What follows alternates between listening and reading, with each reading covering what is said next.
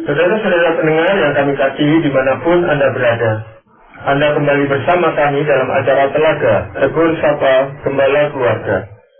Saya Gunawan Santoso dari Lembaga Bina Keluarga Kristen akan berbincang-bincang dengan Bapak Pendeta Dr. Paul Gunadi. Beliau adalah seorang pakar dalam bidang konseling. Perbincangan kami kali ini merupakan kelanjutan rangkaian tentang bermula dari dan perbincangan kami kali ini akan mengambil topik pasangan yang tidak aman secara sosial. Kami percaya acara ini pasti bermanfaat bagi kita sekalian dan dari studio kami mengucapkan selamat mengikuti. Bapak, kita telah membahas beberapa topik berhubungan dengan berawal dari satu ini, Pak Paul. Dan kali ini kita akan bicarakan tentang pasangan yang tidak aman secara sosial. Ini maksudnya bagaimana, Pak? Selama ini kita telah membahas topik berawal dari satu yang sebetulnya adalah topik tentang masalah dalam pernikahan, Pak Gunawan. Jadi biasanya kita itu beranggapan masalah itu muncul dari kedua belah pihak, suami dan istri, tapi ya sesungguhnya masalah itu seringkali muncul dari satu pihak. Jadi inilah judulnya berawal dari satu. Nah, kali ini kita akan membahas tentang pasangan yang tidak aman secara sosial, dan kita akan melihat bagaimana seseorang yang tidak aman secara sosial mempengaruhi relasi pernikahannya dan akhirnya ya menuai banyak masalah nanti di dalam pernikahan itu. Ya, yang kita selama ini yang sering kenal itu orang-orang yang asosial, orang yang sulit sekali bersosialisasi gitu. Itu sama enggak Pak dengan yang Pak Paul maksudkan ini? Tidak sama, Pak Gunawan. Kalau orang yang memang asosial itu nggak suka ya bertemu dengan orang, nggak suka bergaul dengan orang. Nah, orang yang tidak aman secara sosial, orang yang sesungguhnya senang ya, ingin berteman, tapi dia selalu tuh dihantui oleh ketakutan, Pak Gunawan. Jadi selalu kalau di tengah-tengah orang atau di hadapan orang, dia itu ya diserang oleh kecemasan. Kenapa itu, Pak Paul? Jadi pada dasarnya orang ini takut akan penolakan dari lingkungan. Dia beranggapan bahwa orang tidak menyukainya dan tidak menginginkan kehadirannya karena ia kurang baik atau kurang berharga. Itu sebab ia tidak nyaman berada di tengah orang, terutama yang tidak dikenalnya dengan baik. Bahkan di tengah teman yang dikenalnya pun ia merasa gamang karena meragukan penerimaan mereka terhadap dirinya. Ia baru merasa tenang bila ia mendapatkan kepastian orang menerima dan menghargai dirinya. Masalahnya adalah ini ada dalam pikirannya saja, Pak Gunawan. Besar kemungkinan orang tidak mempunyai niat menolaknya atau menilainya buruk, enggak, tapi dia sendiri tuh yang udah beranggapan seperti itu, dan ketakutannya itu yang akhirnya menguasai dirinya sehingga selalu kalau di depan orang atau di hadapan teman-temannya dia minder, dia akhirnya nggak aman. Ya, jadi ini orang-orang yang rendah diri itu, Pak. Betul, Pak Gunawan, karena dia melihat dirinya itu kurang ya, tidak kurang baik lah, kurang bermutu lah, tidak layak lah. Jadi akhirnya dia selalu beranggapan orang itu tuh nggak menyukainya dan menolaknya. Iya. Padahal sebenarnya banyak temannya yang tidak begitu ya. Walaupun mungkin ada 1-2 orang yang memang merendahkan dia gitu. Betul. Jadi mungkin di masa lampau dia pernah memang mengalami itu, tapi sesungguhnya mayoritas teman-temannya menyambut dia dan menghargai dia. Tapi ya dia sudah mempunyai ketakutan itu. Lalu dampaknya ke pernikahan bagaimana, Bapak? Ada beberapa masalah yang kerap timbul ya dalam pernikahan. Pertama, karena ketidakamanannya, dia pun mengharapkan atau lebih tepat lagi menuntut kita pasangannya untuk memberikannya rasa aman, terutama di hadapan orang lain. Jadi kita senantiasa harus peka dengan ketidakamanannya dan berusaha melindunginya dari ancaman luar. Tidak soal ancaman itu ada atau tidak. Nah, tuntutan ini dapat membebani kita. Bukannya kita tidak mau melindunginya, tapi ada kalanya kita memang tidak melihat bahwa orang mengancamnya atau menyerangnya atau merendahkannya atau menolaknya. Tidak. Buat kita, apa yang orang perbuat adalah wajar dan tidak ada unsur niat buruk sama sekali. Nah, pasti masalahnya adalah dia merasa demikian. Dan bisa tidak, akhirnya konflik pun sering terjadi. Usaha kita meyakinkannya bahwa orang tidak bermaksud buruk dan tidak berniat menyudutkan atau merendahkannya, ditolaknya mentah-mentah. Malah penjelasan kita ditafsirnya secara negatif, bahwa kita lebih mengutamakan dan membela orang lain ketimbang pasangan sendiri. Nah, jika ini terjadi berulang kali, kita pun takut ya menghadirkannya di tengah teman. Kita takut ya bereaksi seperti itu lagi dan kita harus bertengkar lagi dengannya. Belum lagi kadang kita harus dibuat tidak nyaman di hadapan teman gara-gara sikapnya yang tidak bersahabat. Nah, akhirnya ya daripada suasana nggak enak, daripada kita pulang bertengkar, kita memilih menghindar dari pergaulan. Iya, Bapak, dia mengharapkan kita sebagai pasangannya itu memberikan perlindungan kepadanya, tetapi kita tidak tahu kapan atau apa yang menyebabkan dia itu terpicu kemarahannya gitu. Ini bagaimana ya Pak Boleh? Jadi memang tuntutannya itu nggak realistik Pak Gunawan.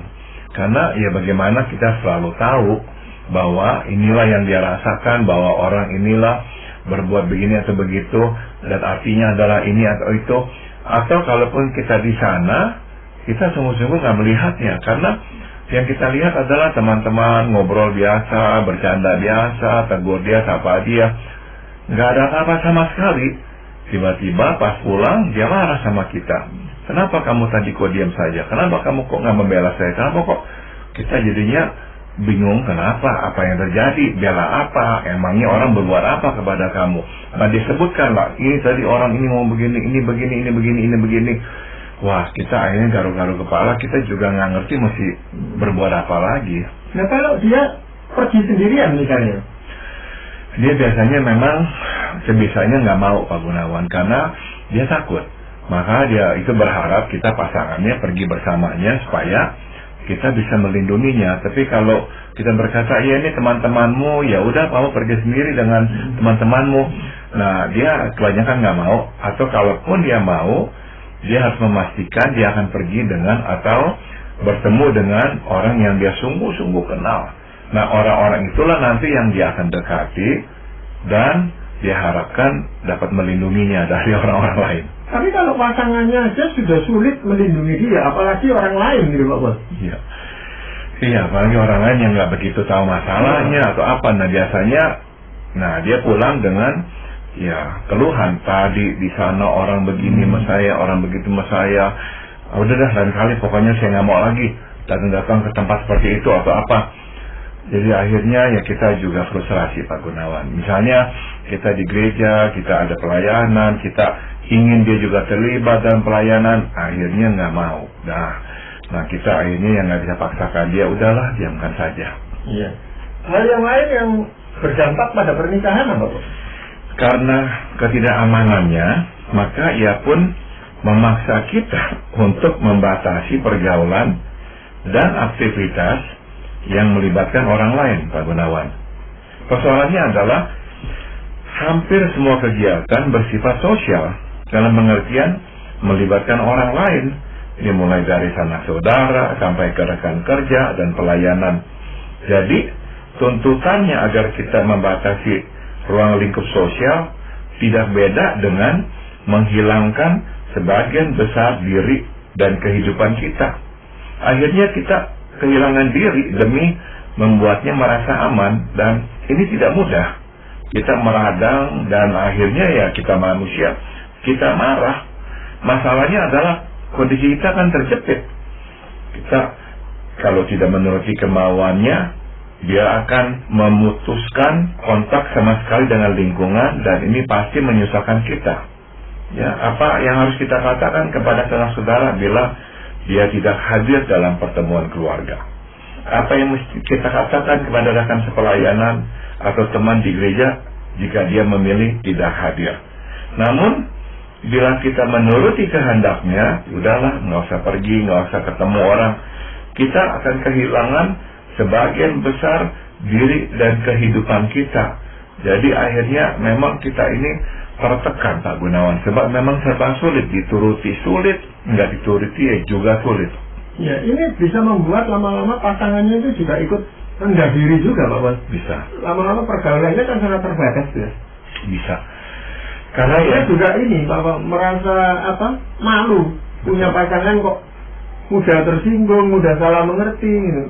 Betul. Kan teman-temannya pasti berkata, ini gimana itu pasanganmu? Ya itu kan membuat dia rendah diri. Betul.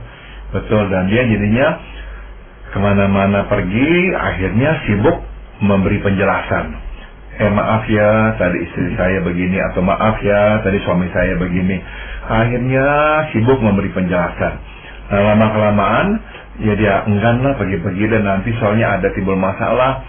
Tapi ya itu akhirnya kita kehilangan kehidupan kita, pergaulan kita, teman-teman kita, sanak saudara kita. Nah, kalau kita nggak tahan, kita marah, kita berontak, kita paksakan pergi juga. Nah, dia juga tambah marah.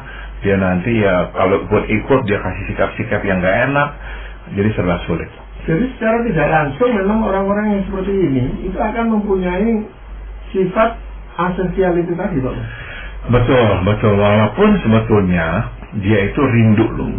Sebetulnya dia itu tuh senang kalau ada teman. Namun ya seolah-olah gini dah, dia itu yang membakar jembatan untuk berteman itu. Nggak ada yang lain. Dia sendiri yang membakar jembatan itu. Namun masalahnya adalah dia tetap seolah-olah berdiri dan menantikan kapan dia bisa berada di seberang sana. Tapi jembatannya dia sudah bakar. Apa orang seperti ini memang butuh pujian atau sanjungan gitu, Pak?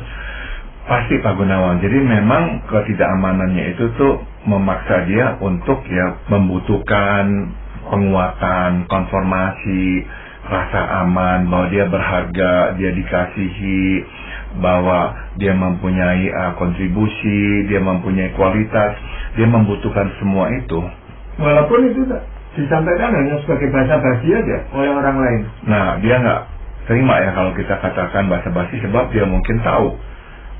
Jadi dia memang membutuhkan kejujuran kita untuk menyampaikannya kepada dia. Nah, tapi ya terus terang kadang-kadang susah juga, Pak Gunawan, sebab ya kita kan akhirnya nggak melihat itu, nggak melihat kualitas itu. Justru kita merasanya gara-gara dia hidup kita ini jadinya sangat terbatasi. Jadi memang ya nggak gampang untuk kita tuh bersikap positif kepada dia. Ya memang sulit punya pasangan seperti ini, Bapak. Tapi apakah ada dampak yang lain, Bapak? Ada satu lagi, Pak Gunawan, yaitu karena rasa tidak amannya, ia pun kerap menuntut kita untuk memberikannya pengakuan dan perhatian yang besar kepadanya. Manakala kita lupa memberikannya pengakuan dan perhatian itu, dia marah dan menuduh kita tidak lagi mengasihinya, tidak lagi mementingkannya. Nah, singkat kata, kita senantiasa harus peka dengan kebutuhannya. Pada akhirnya kita letih dan frustrasi. Pertengkaran pun tak terhindarkan. Belum lagi tugas kerja dan pelayanan kita pun terganggu karena energi kita terkuras untuknya. Jadi ya kita nggak selalu ingat untuk bisa ya menyampaikan penghargaan kita kepada dia atau melakukan hal-hal yang membuat dia merasa istimewa. Nggak selalu ingat. Nah, tapi dia ingat dan dia akan nantinya tuh menggunakannya untuk ya berkeluh kesah kepada kita. Kamu kok nggak begini, kamu kok begini. Nah, jadi memang capek terus terang, Pak Gunawan. Iya. Pengakuan dan perhatian seperti apa sebenarnya yang dia harapkan itu dari kita, dari pasangannya, Mas? Dua hal, dia berharga dan dia itu dikasihi.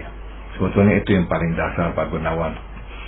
Kalau kita telusuri, hampir semuanya memang berasal dari latar belakang di mana dua hal itu tidak diterimanya. Tidak mendapatkan penghargaan dan memang kurang mendapatkan kasih sayang. Jadi sebetulnya kalau kita pikirkan, ya kasihan, sebab tidak ada orang yang mau dibesarkan dengan kekurangan-kekurangan itu. Tapi memang nggak bisa dihindarkan, nanti setelah menikah untuk satu masa kalau ini tidak berubah, memang akan menjadi beban dalam keluarga kita.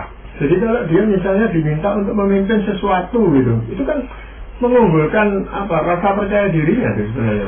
Betul. Nah, untuk dia diberikan tugas seperti itu tuh ya, biasanya tuh nggak gampang Pak Gunawan, sebab biasanya dia menolak. Karena dia sudah berpikir dia akan gagal, nanti orang akan melecehkannya, meremehkannya, menertawakannya, orang akan tahu bahwa dia itu nggak bisa. Jadi cenderung dia berpikir buruk, negatif. Nanti kalau saya begini akan begini nih. Nah, udah nggak usah dah. Tapi masalahnya adalah makin dia itu tuh nggak ngapa-ngapain, dia makin tenggelam sebetulnya, karena dia nggak ada lagi bukti untuk berkata, oh saya kok bisa dan orang kok senang dengan apa yang saya lakukan. Nah, itu yang harusnya dia lakukan sebetulnya. Iya. Jadi sebagai pasangan itu sebenarnya apa yang bisa dilakukan? Oleh karena kita tidak dapat memaksanya ya untuk merasa aman, maka kita mesti mengikuti gerak dan iramanya setidaknya selama beberapa tahun. Kita harus membatasi pergaulan dan memberinya perhatian yang khusus, baik secara pribadi maupun di muka umum. Bila kita memaksanya untuk merasa aman dan membiarkannya sendiri, hampir dapat dipastikan relasi pernikahan kita akan retak. Nah, jadi sebaiknya kita berkorban untuk membekalinya dengan rasa aman setidaknya selama beberapa tahun. Saya mau garis bawahi kata selama beberapa tahun, karena memang akan memakan waktu Pak Gunawan. Ini nggak bisa dilakukan dalam semalam. Memang maunya kita ya, kita udah kasih ngerti, kamu itu punya kelebihan ini, kamu ini sebetulnya orang yang bisa ini, bisa itu, kamu orang yang berharga, saya mengasihi kamu. Seharusnya kata-kata itu kan cukup, tapi buat dia nggak cukup, nggak ada efeknya. Menghadapi peristiwa atau situasi yang sama, anjlok lagi, cemas lagi, panik lagi, minta kita lagi lebih begini, lebih begitu.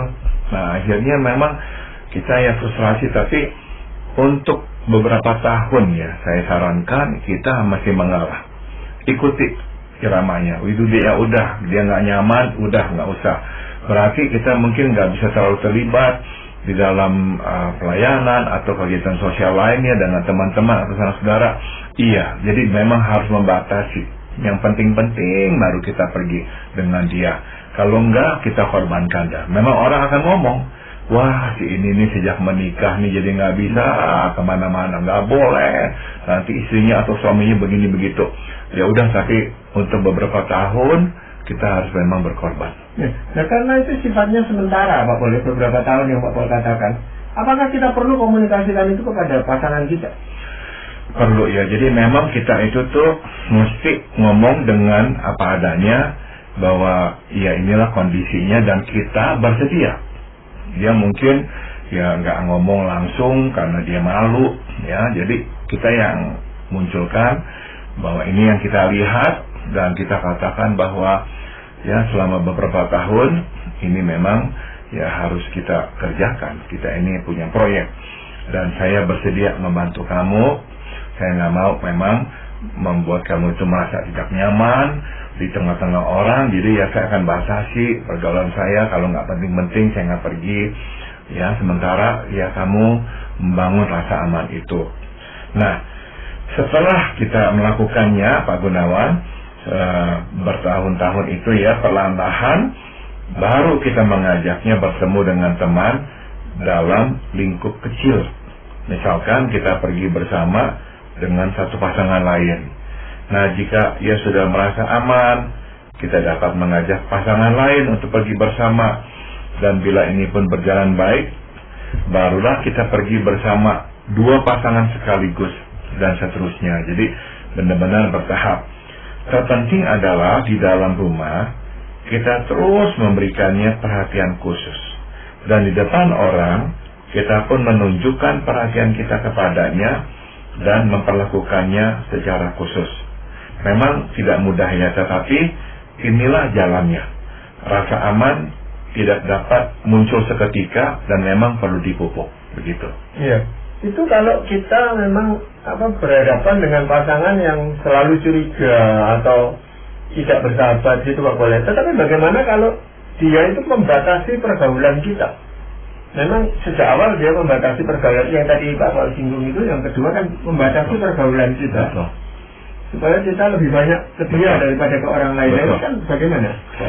Ya, memang awal-awal itu Pak Gunawan kita harus melakukannya, kita harus berkorban. Kalau kita memaksakan untuk pokoknya ya ini teman-teman sahabat-sahabat saya sebelum menikah pun sudah sahabat saya, masa saya putuskan hubungan gara-gara kamu kan nggak benar ini. Kita paksakan, wah ini membuat relasi kita tambah retak, dia tambah nggak aman, bertambahnya nggak aman itu membuat dia nanti tambah menuntut kita, jadi ya nggak ada habisnya. Jadi ya kita harus mengalah, kita harus berkata ya udahlah untuk sementara kita nggak dulu, hingga rasa amannya perlahan-lahan bisa dipupuk. Dan nanti kalau dia sudah aman, dia mau pergi dengan satu pasang, nanti pergi dengan dua pasang teman, nah dia udah mulai aman, dan nanti dalam kerumunan orang yang lebih banyak dia akan lebih oke, begitu. Tapi dia perlu tahu bahwa kita berkorban untuk itu gitu ya Pak Boleh. Ya betul, kita harus beritahukan itu supaya dia sadar juga bahwa ya ini nggak mudah buat kita, tapi kita mau melakukannya demi dia. Iya. Dan kalau kita mau meluangkan waktu atau mengorbankan diri selama beberapa tahun, kan kita itu perlu melihat progresnya. Setelah kita melakukan hal itu, apakah ada perubahan atau enggak? Kalau enggak kan percuma Pak Wan. Iya. Ditunggu berapa tahun pun juga akan sama atau kalau enggak tambah parah gitu. Iya. Ya seharusnya kalau kita lakukan seperti itu, ya di rumah kita memberi perhatian, kita benar-benar mengutamakannya.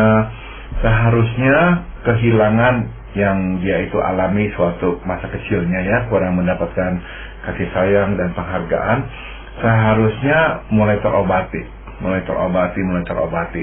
Apalagi kalau dia sendiri juga mulai melakukan sesuatu untuk membangun dirinya sehingga dia lebih percaya diri. Nah seharusnya beberapa tahun kemudian situasi membaik. Kalau tidak ya itu tadi harus diambil satu keputusan loh, karena ini kan hanya untuk beberapa tahun. Betul ya, kalau tidak ada perubahan sama sekali ya memang kita harus putuskan apa yang harus kita lakukannya, karena ya kita akan kehilangan diri kita kalau begini terus. Tapi ya kalau kita paksakan, ya relasi kita dengan dia akan benar-benar patah. Iya. Bagaimana dengan pasangan yang tidak aman, Bapak? Nah, kepada pasangan yang tidak aman ya, saya ingin menitipkan pesan, yaitu akuilah rasa tidak aman itu. Jangan menyangkal dan malah menuduh bahwa pasanganlah yang tidak peka dan tidak tahu bagaimana memperlakukan Anda. Jika Anda mengakui kelemahan dan meminta pertolongan pasangan, saya yakin pasangan Anda pasti bersedia menolong Anda. Jadi akuilah bahwa memang Anda takut penolakan orang dan bahwa Anda merasa diri tidak cukup baik. Satu lagi, setiap kali Anda menerima perhatian pasangan, baik di rumah maupun di luar, sampaikan terima kasih dan penghargaan kepada pasangan. Nah ini penting untuk mengobati kelelahannya, memberi perhatian khusus kepada Anda. Ya kalau saja orang itu bisa seperti ini Pak Paul ya, bisa yang seperti Pak Paul pesankan ini, titipkan pesan ini, mungkin dia lebih cepat bisa berubah atau bisa memperbaiki dirinya gitu Pak Paul. Tapi biasanya orang-orang seperti ini justru tidak punya niatan atau tidak punya kemampuan untuk merubah diri gitu. Nah ini memang ya kelemahannya Pak Gunawan, yaitu cukup banyak orang yang memang nggak aman secara sosial, ya gengsinya tinggi. Bukannya mengaku saya ini takut, ya saya ini cemas, saya ini takut ditolak, saya merasa nggak berharga. Bukannya mengakui, malah ya meninggikan diri, menganggap dirinya lebih baik. Orang-orang lah yang memang kok nggak menghargai dia, orang-orang lah yang memang kebangetan atau keterlaluan. Jadi ya susah memang kalau nggak mau mengakui masalahnya. Jadi ya saya titipkan pesan kepada yang seperti ini, ya udah jangan malu, akui ini kelemahan, minta tolong pasangan untuk memberi perhatian. Tapi bagaimana membuat supaya dia sadar bahwa ini dia keliru gitu loh Pak Bos? Ya, mungkin ya sebagai pasangan kita mesti ngomong apa adanya, ini yang saya lihat, kamu mungkin nggak melihatnya demikian, tapi nggak penting ya kamu itu kalau misalnya nggak mau mengakui ya nggak apa-apa, sebab ya saya itu bersedia menolong kamu. Jadi itu mungkin yang kita lebih tekankan. Iya, Pak Pol, kita percaya bahwa yang bisa merubah dia ini tentunya hanya Tuhan gitu Pak Pol ya? Iya. Dan apa firman Tuhan yang Pak Pol ingin sampaikan? Amsal 19 ayat 8 mengingatkan, siapa memperoleh akal budi, mengasihi dirinya. Siapa berpegang pada pengertian, mendapat kebahagiaan. Nah, rasa tidak aman adalah aktivitas perasaan. Sudah tentu kita boleh dan seharusnya lah memperhatikan perasaan, tetapi kita tidak boleh dikendalikan oleh perasaan. Kita harus dikendalikan oleh akal budi dan pengertian. Jadi jangan biarkan perasaan menguasai kita. Sebaliknya gunakan pikiran dan pengertian untuk menyimpulkan apa yang terjadi. Firman Tuhan berkata orang yang menggunakan akal budi mengasihi dirinya, dan orang yang menggunakan pengertian memperoleh kebahagiaan. Sebaliknya jadinya kita bisa berkata orang yang tidak memakai akal budi menyusahkan dirinya, dan orang yang tidak menggunakan pengertian menyengsarakan dirinya. Ya, jadi kedua-duanya ini penting buat kita gitu Pak Pol, akal budi dan pengertian. Ini kedua-duanya perlu seimbang di dalam diri seseorang gitu, supaya dia bisa bersosialisasi dengan baik dan tidak selalu curiga kepada orang lain. Jadi yang terutama itu tidak menyusahkan pasangannya gitu Pak Pol. Betul. Tetapi ya itu tadi, sebagai manusia ini kan rasanya sulit berubah kalau bukan Tuhan yang mengubah dia gitu. Tapi terima kasih sekali Pak Pol untuk perbincangan ini, dan para pendengar sekalian, kami mengucapkan terima kasih Anda telah mengikuti perbincangan kami dengan Bapak Pendeta Dr. Paul Gunadi dalam acara Telaga Tegur Sapa Gembala Keluarga. Kami baru saja berbincang-bincang tentang pasangan yang tidak aman secara sosial. Bagi Anda yang berminat untuk mengetahui lebih lanjut mengenai acara ini, silakan menghubungi kami lewat surat. Alamatkan surat Anda ke Lembaga Bina Keluarga Kristen ATM Betaka, Jalan Cimanuk 56, Malang. Kami juga mengundang Anda mengunjungi situs kami di www.telaga.org. Saran-saran, pertanyaan, serta tanggapan Anda sangat kami nantikan. Akhirnya dari studio kami mengucapkan terima kasih atas perhatian Anda, dan sampai jumpa pada acara Telaga yang akan datang.